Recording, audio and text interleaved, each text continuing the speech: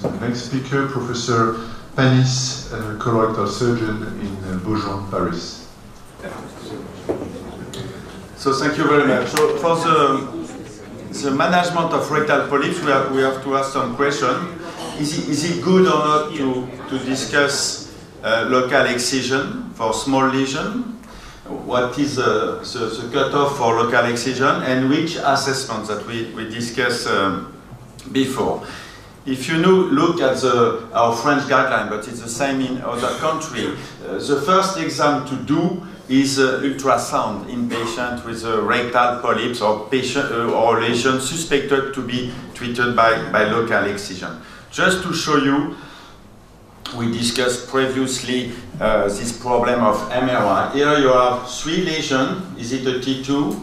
Is it a T2 or a T3? Is it even T3 and more than T3? 3 lesions. Here with maybe discussion of neoadjuvant radiochemotherapy. And here you have the results. It's only lesions that can be treated by local excision. So it means that for us, if we have a small lesion of the lower mid-rectum, we know that MRI overstages the tumor. We know in 56% of our experience, especially if it's developed on villous tumor. So for this reason, we do first rectal ultrasound, and we ask only one question: is it UST1 and 0? If it's UST1 and 0, we discuss local excision as a first treatment by TEM. We know already that if you compare with transanal approach, transanal local excision, TEM is today the best approach. You have the best results, lower rate of recurrence, lower rate of piecemeal resection. So anyway, if you discuss local excision, TEM is the best approach. Just this paper published last year, they compare the stable platform of TEM and the TAMIS platform, which is not a stable platform. You have exactly the same result, so you can use whatever the technique. The second thing, if you do TEM, is that you can close or not close the defect after TEM. Here it's a recent meta-analysis which seems to demonstrate that there is no difference if you close or not to close. And just here, this paper published this year in DCR, it seems anyways that there is maybe more post-operative bleeding if you let open, but it's not a big difference. The only problem with TEM when you discuss local excision is the limit of the TEM. Is it only for a low and mid rectal tumor? Is it only for less than 3 cm or less than 5 cm in size? So it's a big problem, and also the location of the tumor. It is 10 cm, 12, 15 cm to treat by local excision. And for this reason, we perform in my hospital a study with to try to reach the limits of TEM with 3 criteria: large size, more than 50% of the circumference, more than 10 cm from the anal verge. And we compare with easiest TEM. And what we observe, we have 3 groups with 0 factor, 1 factor, or 2 or 3 factor. We observe that the result is worse if it's a very difficult, very high lesion, but it's always better than to do a TME first. So for this reason, for us, even if you have tumor more than 5 cm, more than 50% of the circumference or higher than 10 cm, probably you will get higher morbidity, but this morbidity will be lower than to do a TME. And for these reasons, we avoid protectomy in 88% of the patients. So there is no real limits of TEM for local excision of rectal polyps. Just I show you this paper from Milano, from Mario Morino. It's a circumferential lesion, and it was again treated by TEM, which is better probably than TME. The only risk which is increased is peritoneal perforations. But again, we presented our experience of 28 peritoneal perforation, which is not for us a complication. It's a part of the operation if it's high lesion, and we treat by laparoscopic suture. And at the end, you see that finally, except length of stay, patient with or without perforations, there is no difference. So it's better to have a peritoneal perforation that you close by laparoscopy than to do a TME in patients with a benign lesion. But anyway, the most important thing is which lesion you can treat, which cancer you can treat by local excision. And if you see, for example, this series of Milano, you see very well that T1 is probably good, T2 and T3 is very bad by local excision. But if you take only T1 lesion, you will see that it's not so good. If you see local recurrence rate after TEM for T1, you see that it can be up to 28%. So that it means that not all T1 are equal. We need to select the good T1 and the bad T1.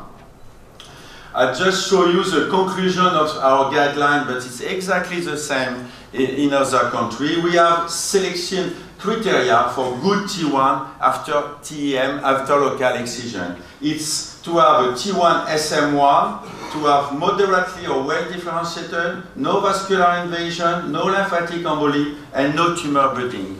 If you have this characteristic, you will have good results of local excision. And in this case, you can stay and follow the patients.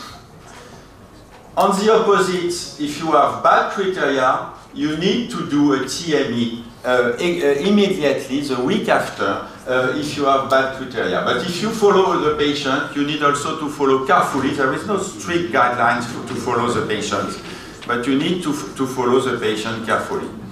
Just a question concerning if you have a R1 resection. If, for example, you have a PT1, SM1, R1 resection, in many guidelines you say you need to do a TME, which is completely stupid because in fact it's only on the SM1 lesion. And the new French guidelines say that you need in fact to start by a rideau TEM, because in a new rideau TEM, if you have nothing, it's still a SM1, so no need for TME. So R1 is a specific, easy problem if it's a good pathology criteria. On the opposite, if you have all the other criteria, SM3, bad differentiation, tumor budding, you need to do a salvage TME very quickly.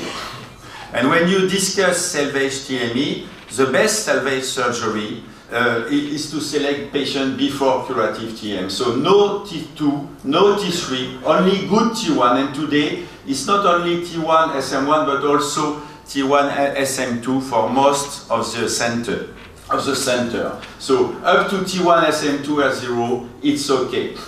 But if you do a TEM for a T1, SM3, or even a T2, even if it's R0 resection, it's palliative surgery, because you will expose the patient to very high risk of local recurrence and node invasion. So the cutoff, the limit is T1, SM2.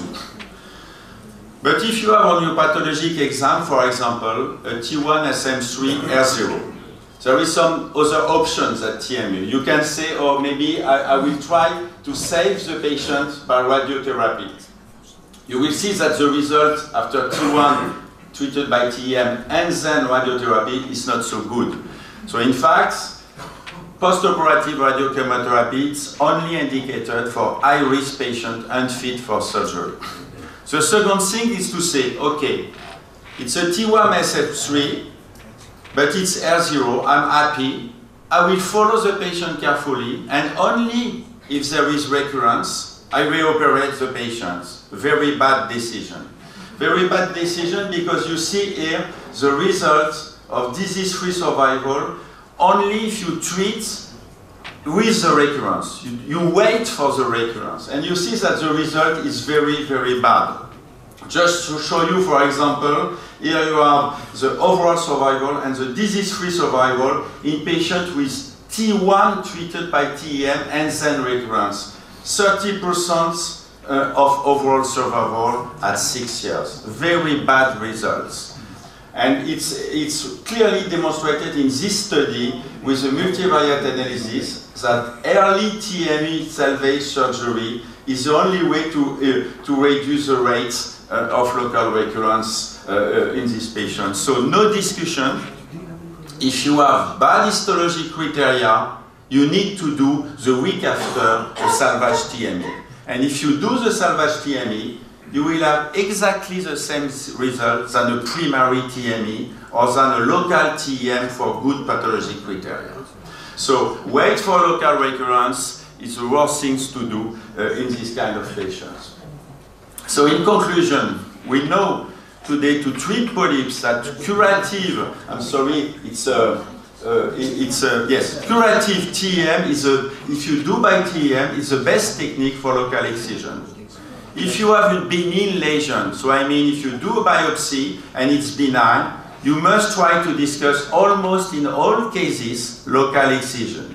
Even if it's high lesion, even if it's a huge bulky lesion, and to choose, you can be held by MRI for the locations, but don't be held by MRI for the staging because you know that it's overstaged the tumor. And in early rectal cancer, if you have adenocarcinoma, indication of TEM is US T1 and 0 lesion. After the TEM, if you have PT1SM1 or PT1SM2 as 0, you can stop and follow the patient. If you have good differentiation, no budding, no lymphovascular invasion. Only the problem of R1, if you have good criteria but R1 resection, you can do a Rito TEM rather than a prostatectomy directly. And you follow the patients.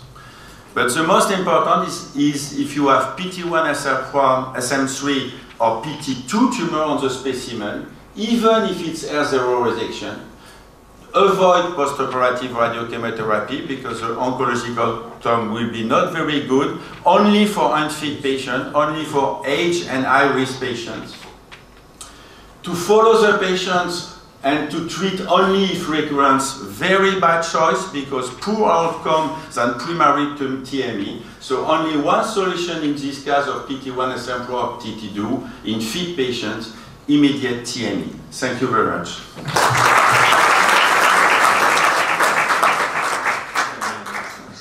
Thank you for your talk, Professor Panis. I have two questions. The first one is a technical question.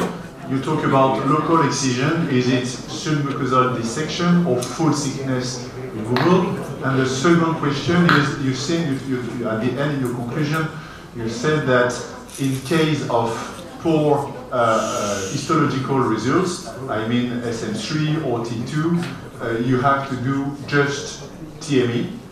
And at this moment in Netherlands, there is an ongoing trial, TESAR trial, in which they compare TME versus radiochemotherapy. What do you think about this trial? So I will answer the second question because I will forget. I agree if it's included in a trial, because there is no randomized study of postoperative radiochemotherapy. So we need to do this trial, no discussion. I just want to tell you in a real life practice that today it's only retrospective study with bad result of postoperative radiotherapy, and if it's a fit patient, we need to do a TME. But I agree to participate. Concerning the TEM, if it's a full thickness or no full thickness, honestly, I do full thickness because I don't know what it means to remove a part of the submucosa. I don't know what it means when you have a very thick wall, very thin wall of the rectum. I think for me it's almost impossible. So when you start to do the local excision, very quickly you are in the fat of the mesorectum. So I think it's very difficult. Only if you do a mucosectomy, but if it's a risk of early rectal cancer, I prefer to do full thickness. Yes, Professor Tekis.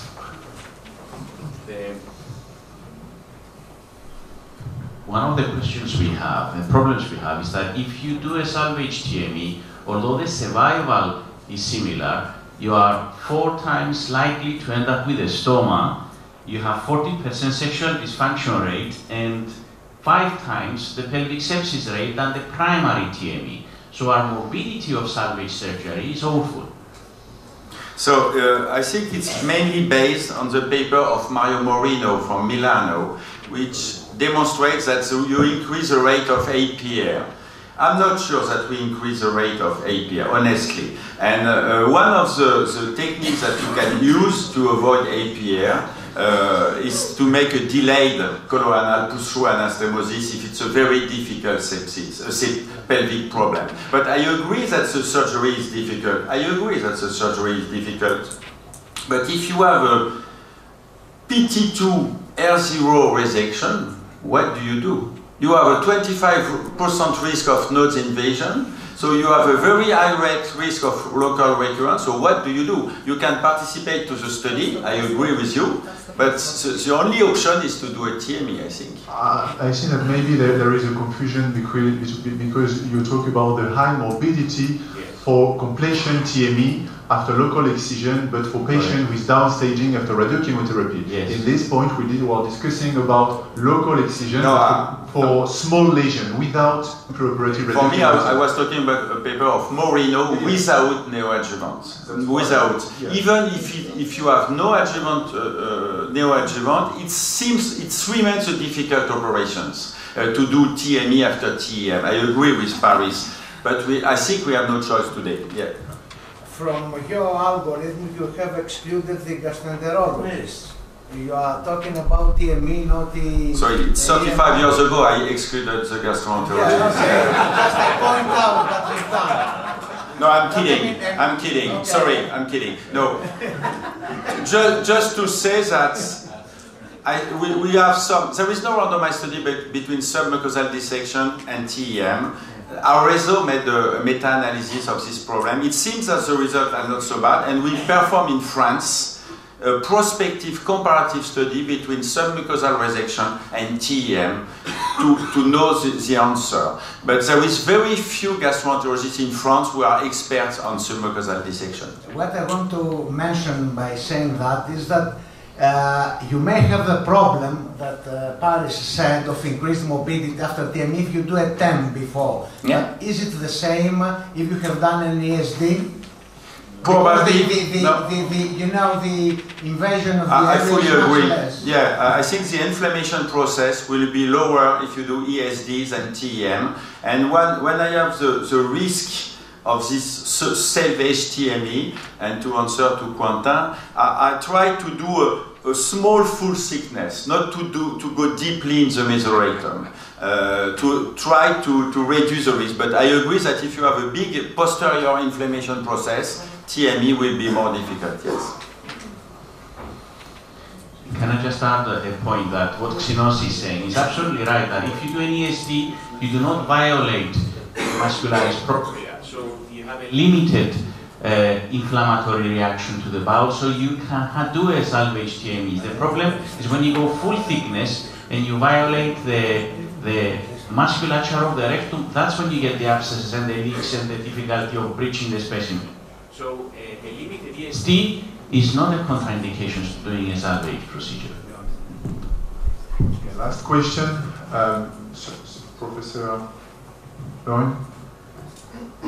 I enjoyed your talk, but a little bit of it was, to me, I didn't understand. Because you said you always did a full thickness, right? And then on the other hand, you said that if you had an R1 resection, SM1, then you redo it. So two things. One, if you always do a full thickness, you wouldn't come in this situation. Secondly, my second question, if you are going for a redo TEM, what is the timing of this? Is that an easy thing to do, to be honest? No, when you do a full thickness and you have R1, I was talking about mucosal R1. Okay, and mucosal R1. Mucosal R1, not deep R1, because if it's a deep R1, it's a T2, so you have no discussion. Okay, so it was just... Yes. So you have miscalculated the border. Exactly. And the second thing is concerning the timing of the redo TEM. Because of inflammation process, for me, I prefer to wait 3 or 4 weeks to do the redo TEM. And I agree with Paris that there is a risk with this. Sorry. Just one last question, and then... No, we finished. We're much out of time. Okay. Sorry, Okay. I finished. Thank you very much Thank for you. the attendance.